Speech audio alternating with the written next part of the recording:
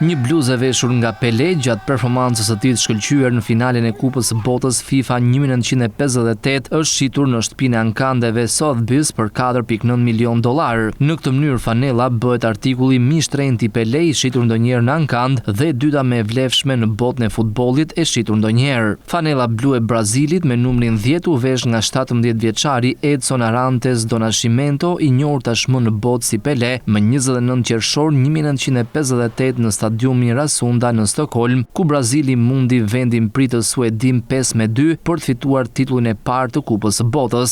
Pelé shnoi 2 herë në finale, duke u bërë lojtari më i ri që shnon në një finale të Kupës së Botës, një rekord që ende qëndroni pa prekur. Ishte Fanella që veshi kur e prezantoi veten përpara të gjithë botës, tha Brendan Hafkis, zëvendës presidenti i strategjisë dhe zhvillimit sportiv të Sotheby's. Pasi mori 10 oferta nga më shumë se 5 ofertues, Fanella u shit për $4.9 milion gjatë javës sportive të Sotheby's në New York. Bluza me shtrenjtë e shitur ndonjëherë është ashtu quajtura Dora e Zotit e Diego Armando Maradonës, e cila u shit për $9.3 milion në Sotheby's në vitin 2022, duke u bërë objekti më i shtrenjtë në botën e futbollit i shitur ndonjëherë në ankand. Përpara se kjo fanellë të shitej për $4.9 milion, objekti më i shtrenjtë i lidhur me Pelé, që ishte shitur ndonjëherë, ishte një kartë koleksionuese e tij nga sezoni debutues, që u shit për $976.000 në qershor të vitit 2026. Vet Fanella ishte shitur më parë në vitin 2004 për $105.600.